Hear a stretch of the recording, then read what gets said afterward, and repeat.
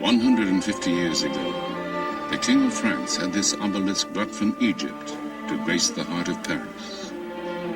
3,000 years earlier, it had been dedicated to the great Pharaoh Ramses II with these words: "So long as heaven exists, your monument shall exist, and your name shall endure like the heaven." Through the 30 centuries that the Pharaohs ruled Egypt, the people of the Nile created the most glorious monuments the world has ever seen. Among them, the largest place of worship in the ancient world.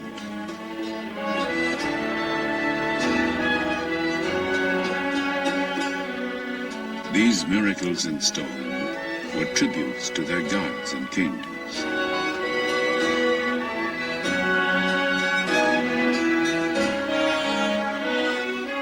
They believed that man, like the sun, could die and be reborn. They constructed elaborate tombs to protect the body and house the soul throughout eternity.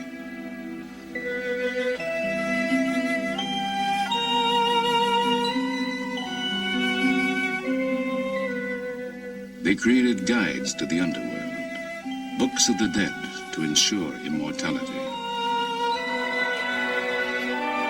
And on their monuments, they left the testimony of their faith. These inscriptions are keys with which we unlock the secrets of ancient Egypt. Ladies and gentlemen, now we are in the temple of the Queen Hatshepsut. And as they have since the days of Herodotus, Anthony and Cleopatra, thousands journey here to see these wonders. Going down to the Green Valley for the holy visit of Amun-Ra to the goddess Hathor once a year for 15 days. But today, having endured for 50 centuries, these seemingly imperishable structures are threatened. Their fate may be determined in our lifetime. So, people of science, soul, and conscience travel here from all over the globe to save the priceless monuments, to decipher the meaning of the messages before they disappear forever. This is the story of the land of Egypt and the quest for eternity.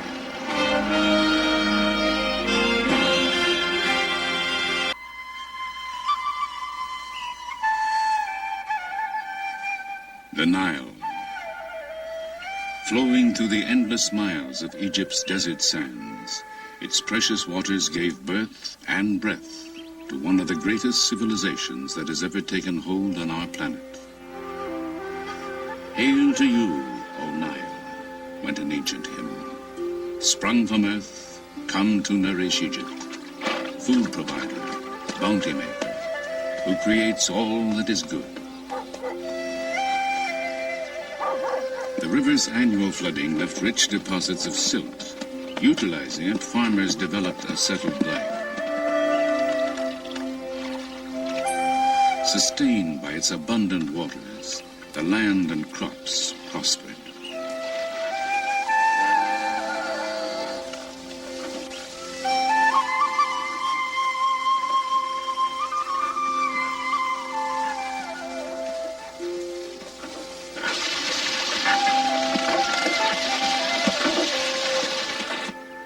Even mud from the Nile's banks provided the people with material for everything from clay pots to the bricks with which they built their homes.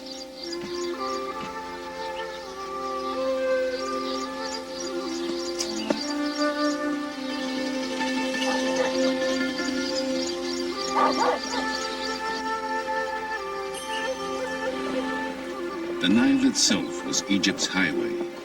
Boats sailed northward with the currents and south with the prevailing winds.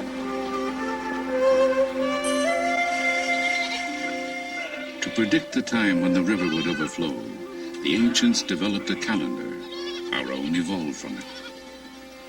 Along the extended oasis of the Nile Valley, a way of life emerged that still endures today, virtually unchanged from the furthest reaches of recorded time.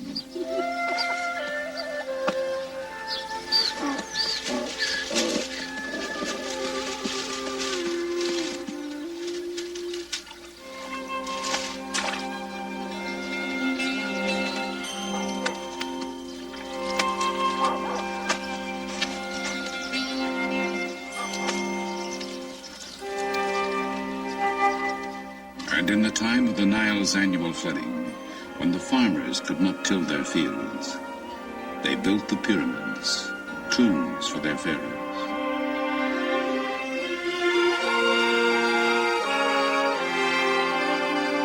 All that remains of the seven wonders of the ancient world, they were stairways to heaven, for to all Egyptians, their religion promised an afterlife.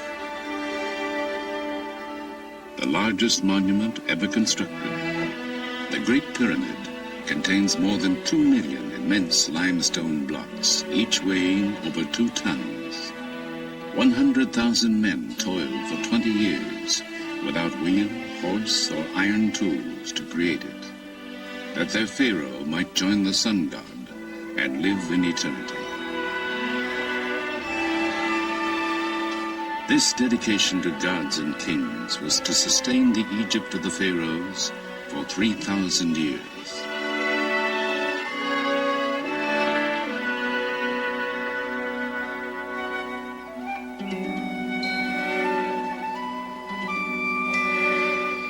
From the beginning, the Nile was the soul of the land. The lotus growing on the riverbanks symbolized the people of Upper Egypt. The papyrus, shimmering in the marshes of the delta, was the symbol of Lower Egypt. Immortalized on this tablet of slate, a king known as Narmer wears the high domed crown of Upper Egypt on one side, the low, curled crown of Lower Egypt on the other. It commemorates his unification of the two lands to create the nation of Egypt in 3100 BC. From that time, Egyptian kings would wear both crowns as rulers of the two kingdoms of Upper and Lower Egypt. The two lands have remained linked from Narmer's time to the present. Isolated from its neighbors, protected by mountains, desert, and sea, the Nile Valley was an ideal crucible in which a civilization could begin. Traces of those beginnings can be found in the city of Nekhen. The site, still populated today, holds evidence of habitation stretching back 6,000 years.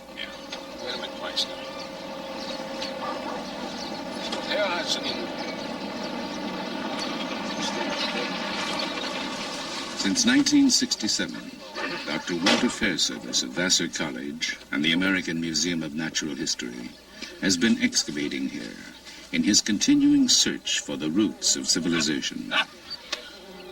It was here, just 90 years ago, that the Narmer tablet was discovered. It was here, 50 centuries before, that King Narmer established the capital of the newly unified nation.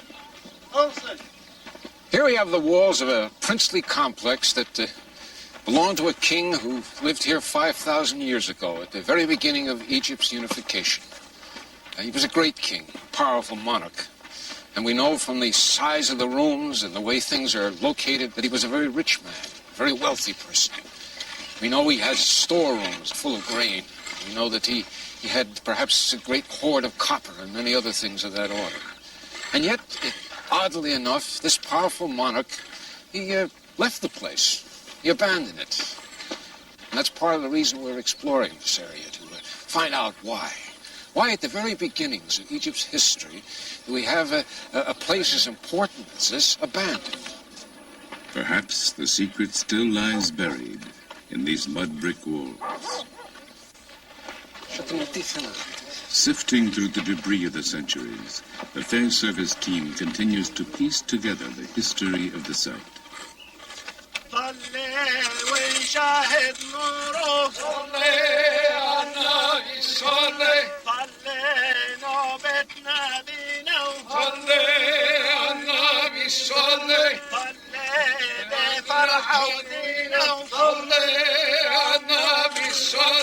Many threads bind Egyptian prehistory and history, but none is stronger than the belief in immortality.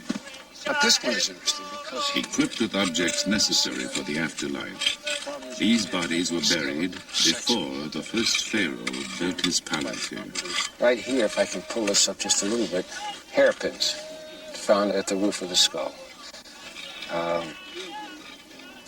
Made of some quill-like, or ivory, I guess. Perhaps ivory. Perhaps ivory, yeah. Put that back there.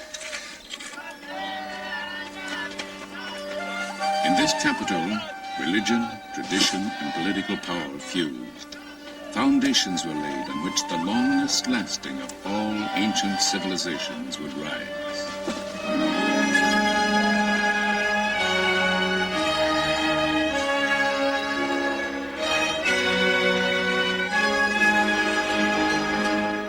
2,000 years later, Egypt's religious capital was Thebes, one of the richest, most powerful cities on earth.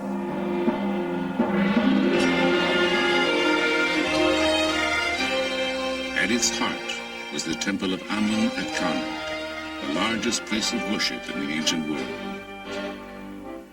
As dynasty followed dynasty, the great complex was enlarged and embellished by a succession of pharaohs.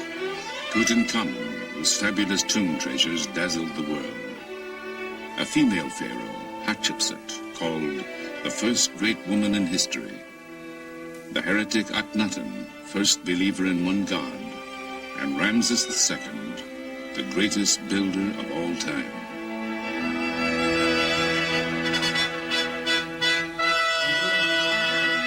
Called Ramses the Great, Pharaoh while Egypt's power and prosperity flourished, this warrior king was to rule for 67 years, bring peace to the empire, father nearly 200 children, and leave his mark on fully half the monuments in Egypt.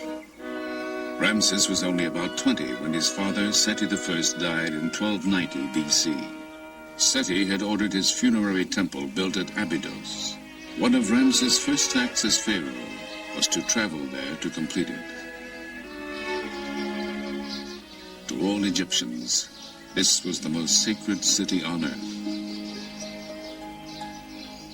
Here, drawn by some mystical identification with Abydos and the long-dead pharaoh, an extraordinary woman known as Seti was to come 3,000 years later.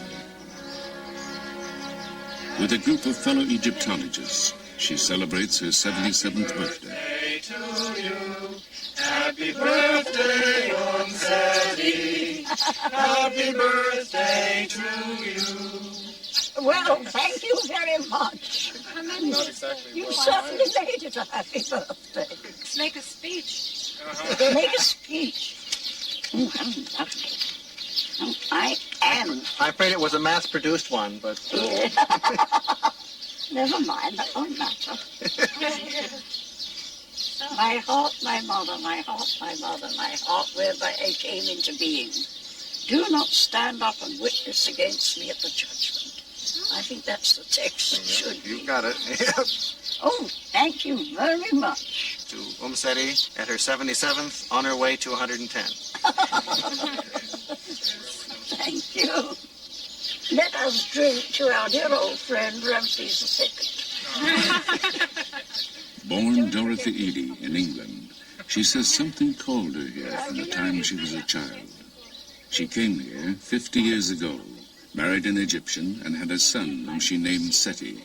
From then on, she was known as Seti, which means Mother of Seti. She has devoted the last 30 years of her life to the study of Seti I's temple and become an expert on him and Ramses II.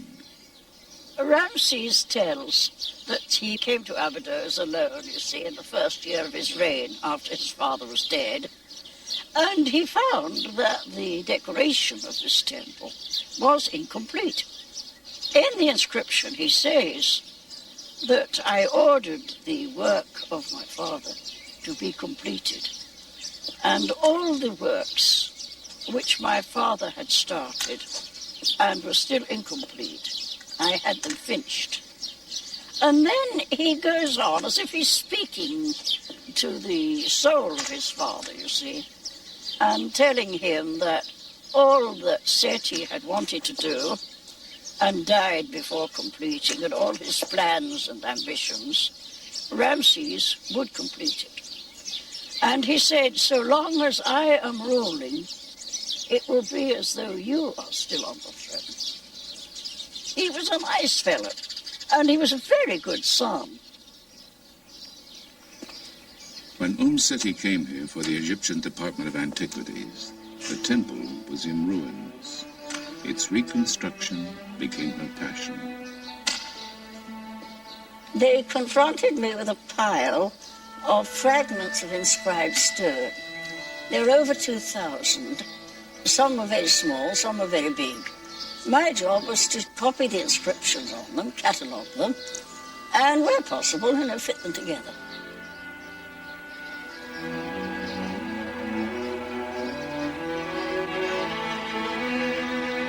The temple is vibrant with carvings that look as fresh today as when they were painted 3,000 years ago.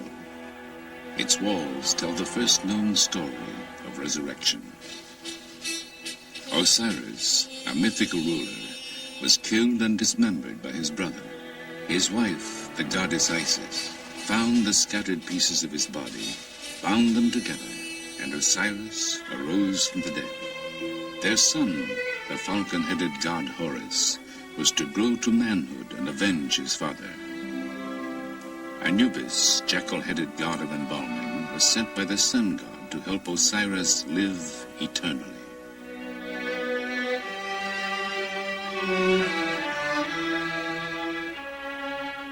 The Egyptians believed that because Osiris died and rose again, they too could achieve immortality. Worshipping Osiris, Seti assures his place in the afterlife. Offering incense, the pharaoh worships before the bark of the sun god, Amun-Re.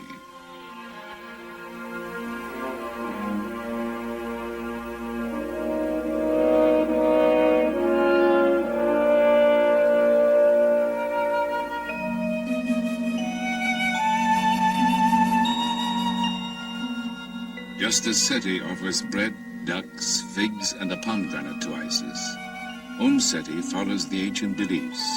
Oh, yes, every year at the great feast, and again on the birthday of the gods Osiris and Isis, I come here with offerings of wine, bread, and incense.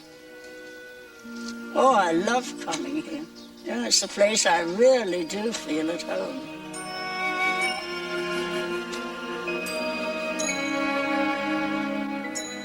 Three days after this filming was completed, Seti died. She was buried in Abydos, Egyptian city of resurrection.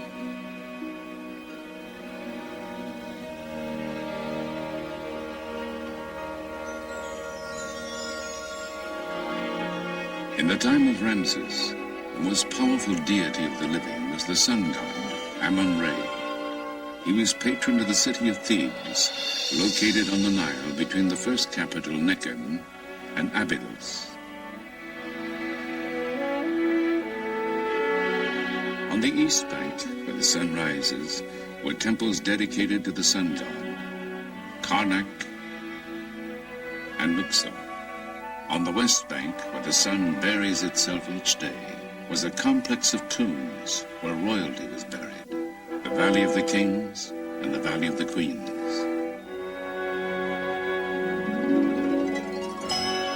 The Greek poet Homer was to immortalize Thebes as the city of 100 gates, where 400 heroes with their horses and chariots passed through each of these great gates.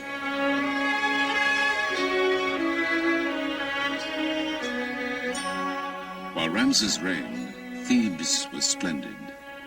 He ordered beautiful additions made to Luxor Temple, gigantic statues, obelisks, and courts dedicated to the glory of Amun-Re.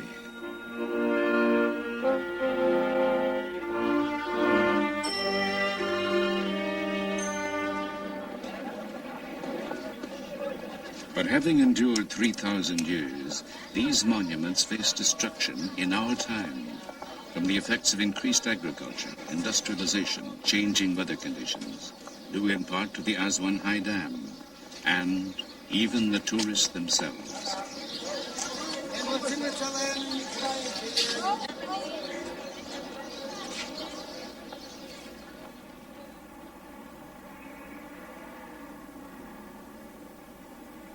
In 1924, in response to the impending crisis, the Oriental Institute at the University of Chicago established a permanent headquarters in Egypt.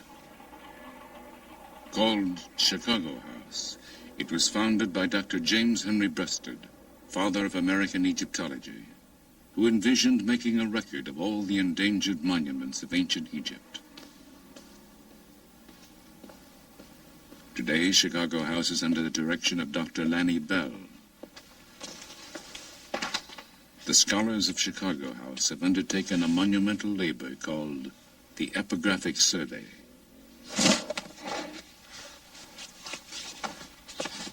Over the past 50 years, the Oriental Institute has published an epic series of volumes containing the results of the survey. Utilizing an ingenious combination of photography and draftsmanship, the Chicago House Egyptologists create facsimile drawings of the monument's carved and painted surfaces, the only record that will remain when the hieroglyphs and decorations have disappeared forever from the temples.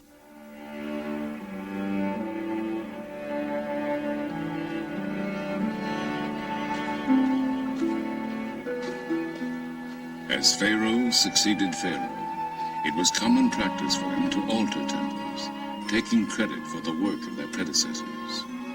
By interpreting successive decorations, the Chicago House team is decoding the history of Luxor Temple. صباح الخير. صباح الخير بخير. ازيكم؟ دكتور. كويسين؟ الحمد لله. سلامات. As the glory of pharaonic Egypt faded, people built houses inside the temple. Their debris buried much of it for 2,000 years. When excavation started 100 years ago, the stone walls were suddenly exposed to the air. Since then, salts leaching out of the stone combine with moisture in the air, creating crystals that slough off, taking the images with them. The salt on the walls makes our work urgent. The reliefs are being dissolved, so that within a period of 200 years, the temple will still stand, but all of the decorated surface will have flaked off. When they are gone, we want there to be a record as accurate as humanly possible of the decoration, so that scholars will be able to consult our drawings and be sure that the reliability is such that any questions they have about the decoration will be answered in our volumes.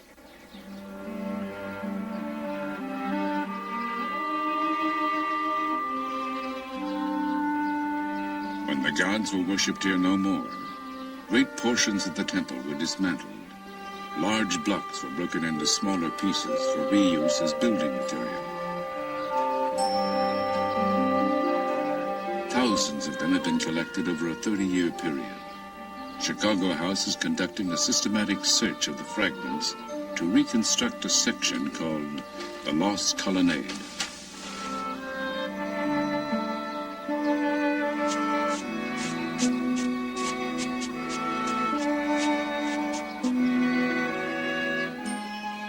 Finding a fragment that may fit, artist Ray Johnson makes notations, and the block is carefully photographed.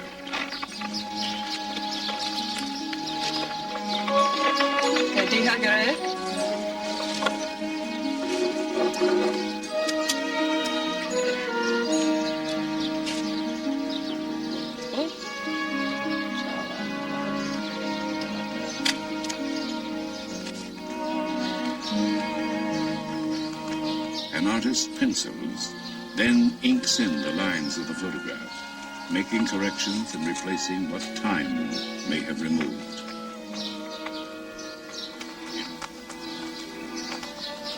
Then the artist fits the photograph into his rendering of the wall. Only the areas within the inked lines have actually been found. But from the salvaged fragments, it is sometimes possible to reconstruct the entire design created by the original artist 3,000 years ago.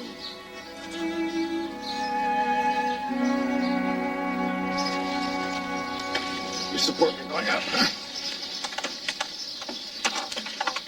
On those exciting and rare occasions, when a fragment that fits onto a standing wall is found, it is replaced. More to the left. This way. Toward me? To the left. So, piece by piece, the ancient temple of Amun-Re rises again.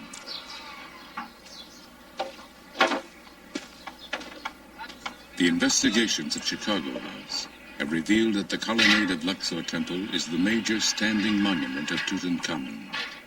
To completely evaluate its architectural history, the inscriptions at the top of the structure must be photographed. Ladders reaching 5 stories high have been assembled.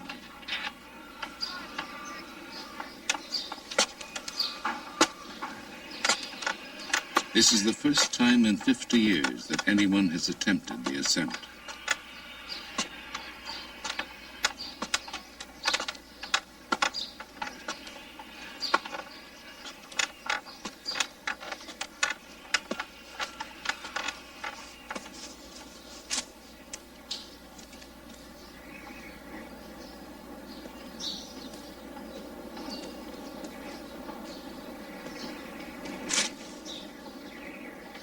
On the 70-foot-high columns, Dr. Bell studies the techniques used by the artisans of antiquity. Here they inserted wooden blocks to stabilize the structure as they fitted it together.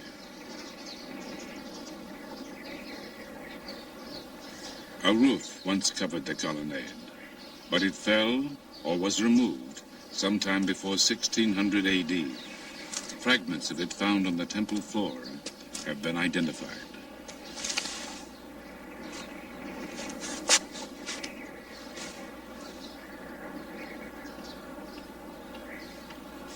In assessing the temple's past, Dr. Bell's thoughts inevitably turn to its future.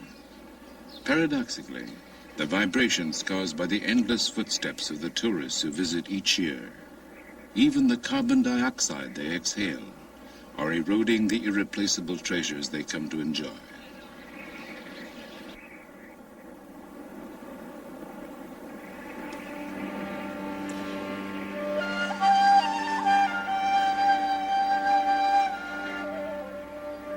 Chicago House studies have revealed that 100 years after Tutankhamun built this structure, Ramses II systematically erased his predecessor's name and replaced it with his own, naively assuming he could deceive the gods and take credit for the colonnade's construction.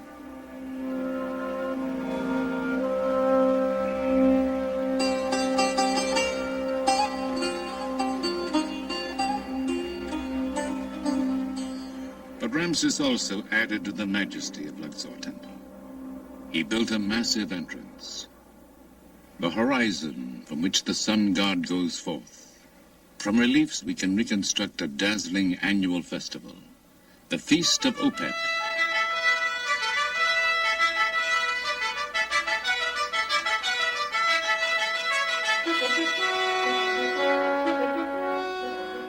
With the Nile in full flood, the golden statue of the god Amun-Re has been brought to Luxor from Karnak in his boat shrine. Within the temple's innermost sanctuary, Ramses offers incense, flowers, and food to the linen-shrouded god. The sacrifices and ceremonies concluded, priests lead the procession out of the temple, purifying the way before them.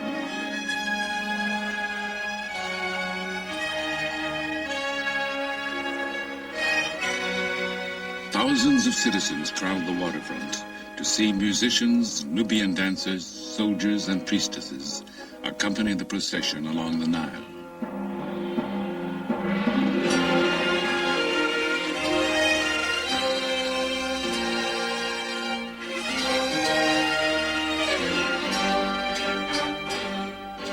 The shrine of the god is placed on its sacred bark, and in great ceremony, priests, god, and pharaoh are towed back to Karnak Temple.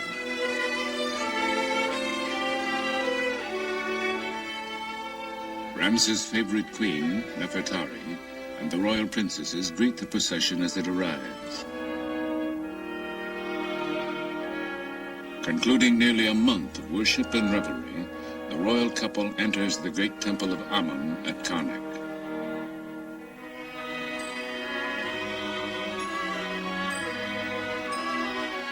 Within the sacred precincts of the temple, the shrine carrying the golden statue of the god is hidden from public view until the next year.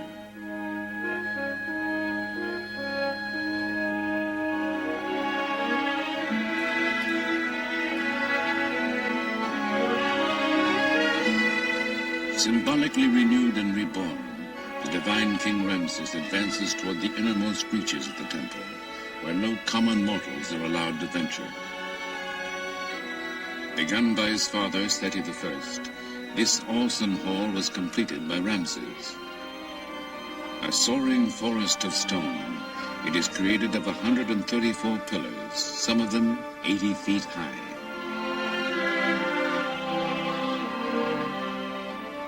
Ceilings and columns are ornamented with Ramses cartouches, magical ropes that surround the king's name to protect him from evil.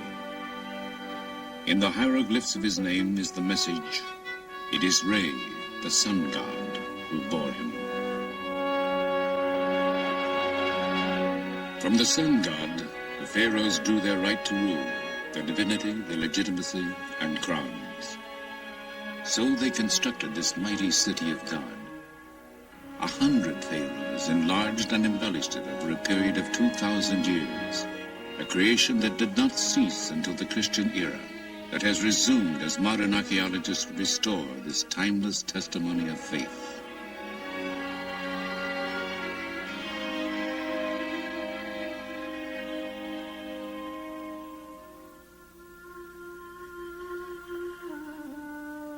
Across the Nile stretches the land of the dead.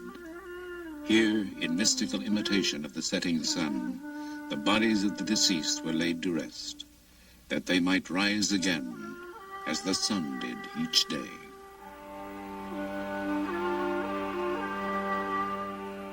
Cut into the heart of the mountain, the Theban necropolis is a vast labyrinth of tombs.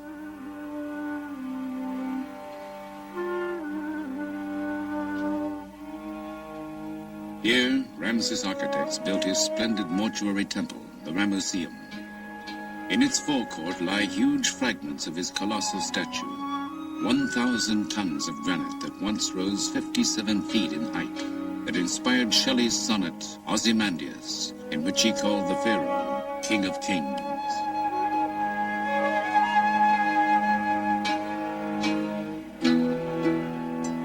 When Ramses died in 1224 BC, the Ramesseum was magnificent. Here, the magic of his name and images would keep him alive forever. This was but a stopping point for the dead king and his funeral procession, a sacred place where offerings would be made to him from this day throughout all time.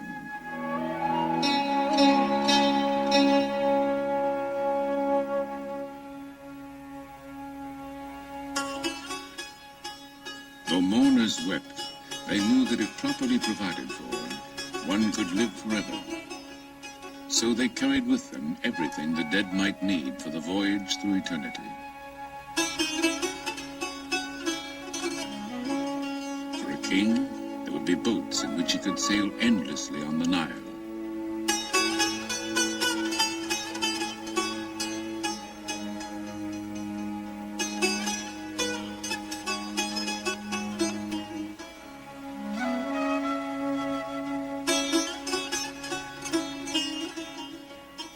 And a throne from which he could continue to reign.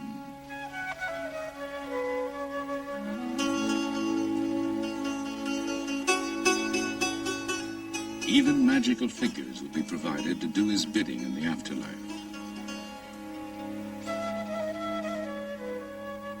In their tomb paintings, the people of the Nile depicted the hereafter as a pleasant extension of their earthly lives, a place where they could amuse themselves hunting ducks, where rich crops would sustain them.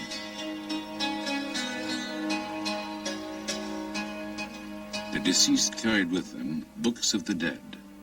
They instructed the departed on how to avoid the gods and demons that would attempt to bar their way.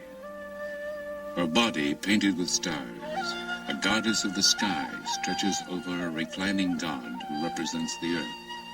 Between them, a winged form of the sun god sails through the netherworld.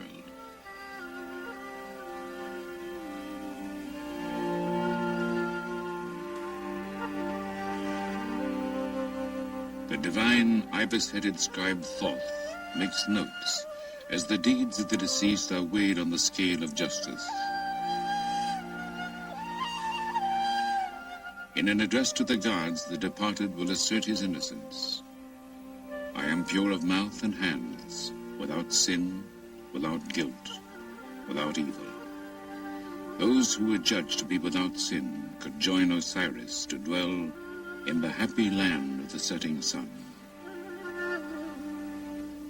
But most important, there must be a body to which the soul could return. Anubis, god of embalming, prepares the body for the life to come. So Ramses' mummy would have gone to his tomb after a priest pronounced over it, "You will live again, forever."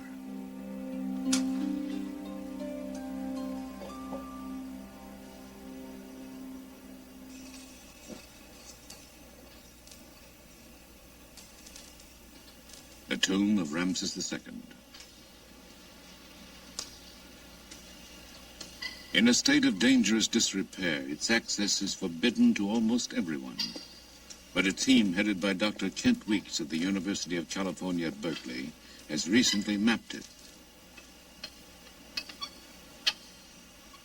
In the dynasty following Ramses, the royal tombs were systematically plundered. As a last resort, priests collected the surviving royal mummies and hid them. In 1871, a grave robber found Ramses II where he had lain undisturbed for 3,000 years. Reclaimed by the Egyptian government, the mummy of Ramses now reposes in the Cairo Museum, far from the Valley of the Kings.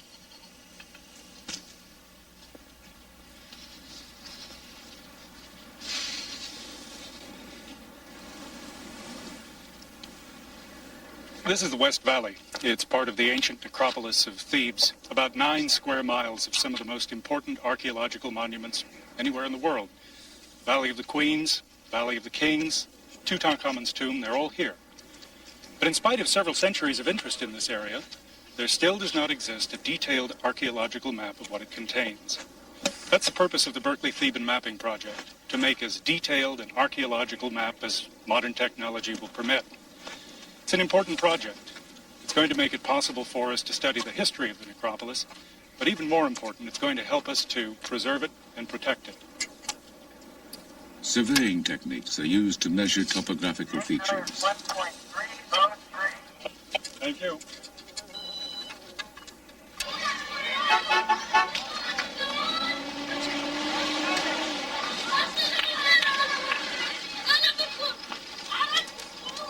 At headquarters in a village below the necropolis, the team reviews its findings. Okay. Can you see Q2 there above the temple at Deir Medina? Aerial photographs are used to plan tomb mapping for the next day in the Valley of the Queens. Right above the temple. Yeah, right there. Okay, that's the first point we'll occupy tomorrow morning.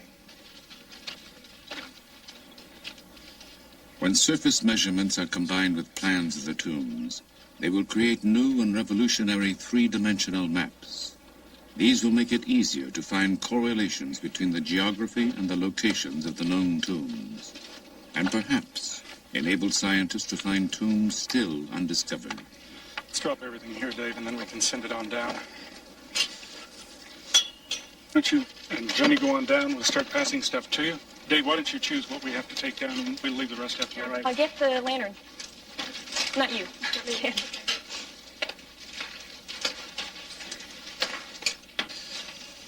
Let's finish that rear chamber today if we can, Dave. I think we can.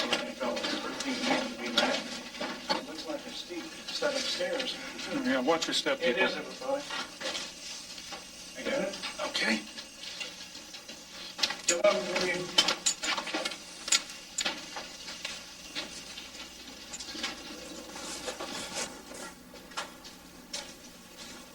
Standard surveying techniques are used to obtain the dimensions of each chamber. Every archaeological detail will be drawn and recorded.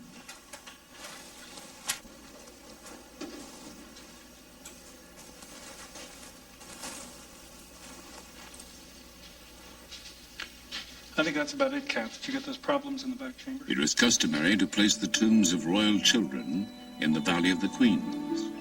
This is the tomb of a young prince, son of Ramses III. Here, the pharaoh himself offers incense to the gods on the boy's behalf.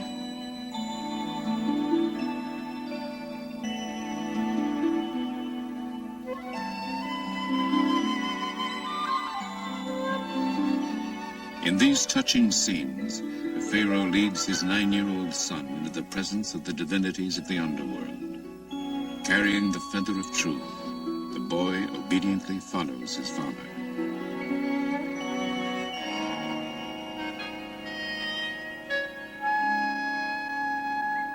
طيب يوسف عايزين نشوف المقبرة دلوقتي؟ كويس. It is believed the ancient sculptors and painters lit the interiors of tombs and temples with polished metal reflectors used as mirrors. And these scenes were filmed under the same conditions. نور هناك؟ كويس. شوف المراية تاني. شكرا. شكرا جدا. This is the tomb of Nefertari. Though Ramses had at least 4 royal wives, she remained his favorite. Due to humidity caused by increased irrigation in nearby farmland, the exquisite murals of her tomb are flaking off.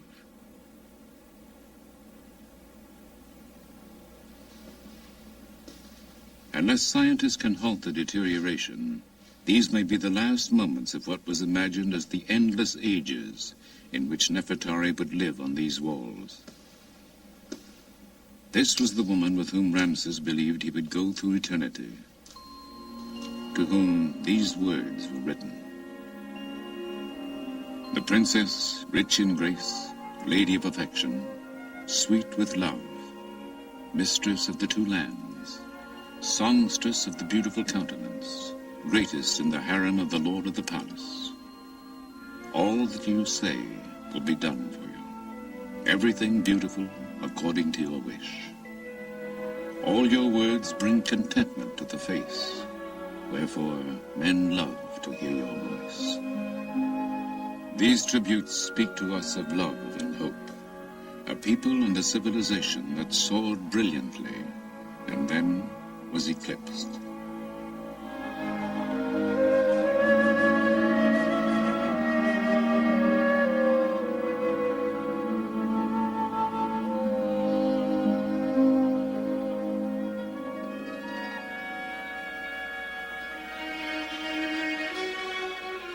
Here at the Temple of Isis, built on an island in the Nile, the religion of ancient Egypt had its last stronghold.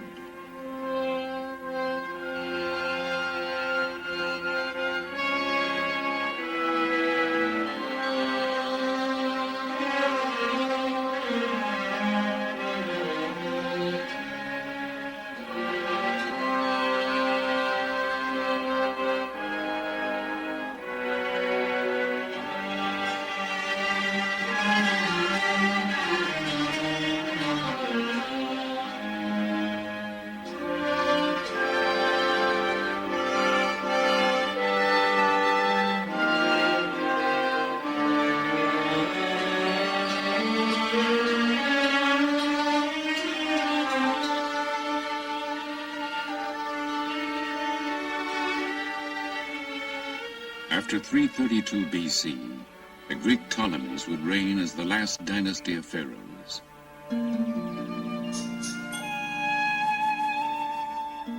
Embracing the Egyptian religion, they built this temple dedicated to the worship of Isis, divine symbol of motherhood, her husband Osiris, and their son Horus.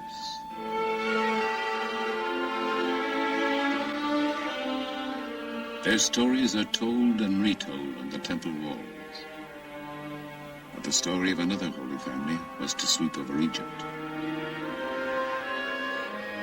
The carvings, now considered pagan, were chiseled away. Christianity became the state religion, and in the 6th century, this temple became a Christian church.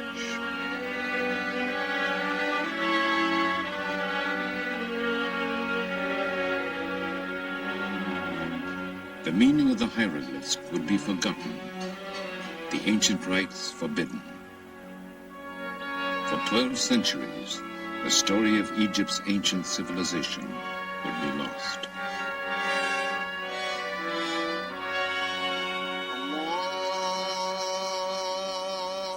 In 640, Islam and the teachings of Muhammad swept over the country.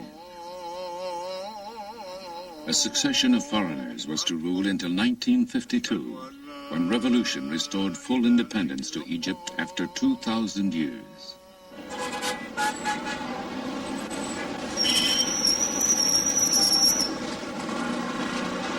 Cairo is the African continent's largest city. Vexed by 20th century problems of explosive growth, pollution, economic and political difficulties, Cairo, like Egypt itself, survives through the resilience, humor, and vigor of its people.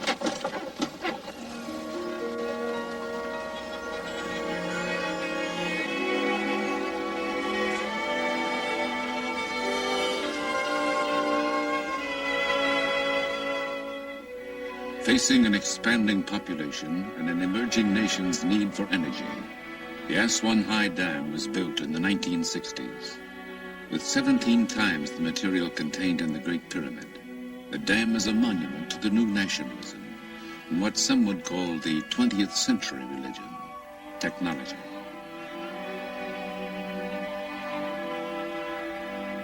Behind the dam, Nubia was flooded. Much of this ancient land disappeared beneath the rising waters of the Nile. And at Abu Simbel, a magnificent temple hewn from a sandstone monolith, the newly forming lake licked at the feet of these colossal images of Ramses II. A concerned world realized that the temple would soon be engulfed. How could it, and the temple of Nefertari, which flanked it, be saved?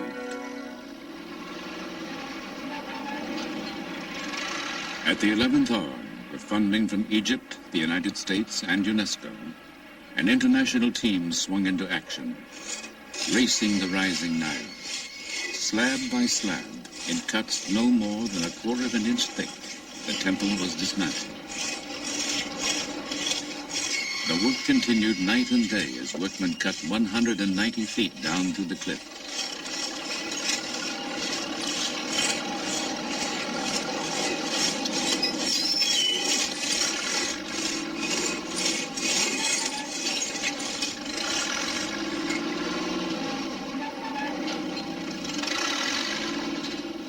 Coded for storage, the sections made a giant jigsaw puzzle.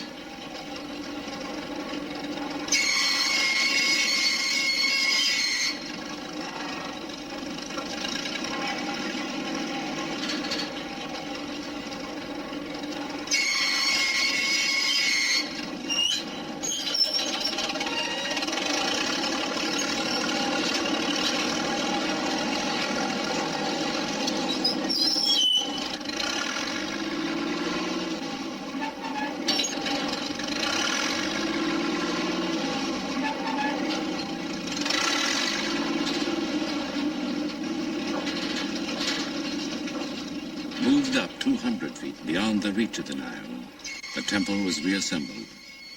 The precision of watchmakers was applied to the colossi, reconstructed to an accuracy of 1/10 of an inch.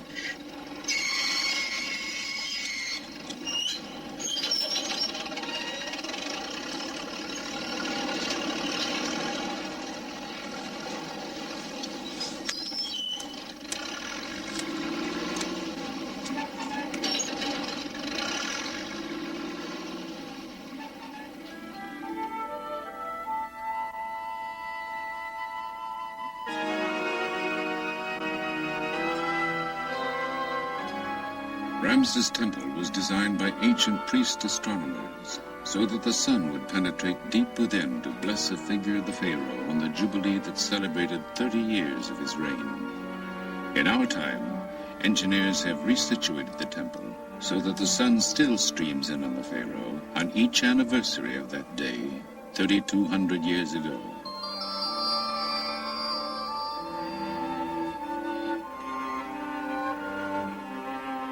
Gilding the statue of the king seated among the gods, the sun god Re bathes the figures in sacred light.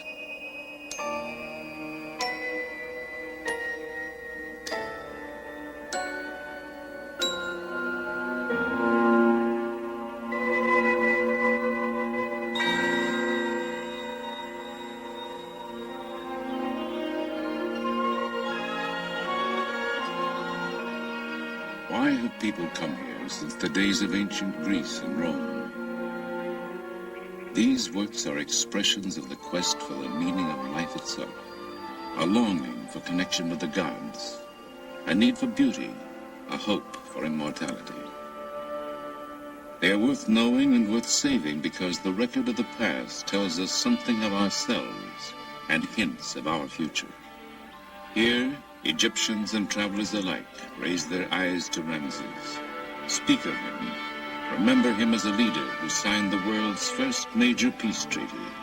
It reads, "Beginning with this day, in order to bring about good peace and good brotherhood between us forever, he is in peace with me, and I am in brotherhood with him, and I am in peace with him forever." In the religion of the ancient Egyptians, to speak of the dead is to make them live again. For Ramses, the quest for eternity has been fulfilled.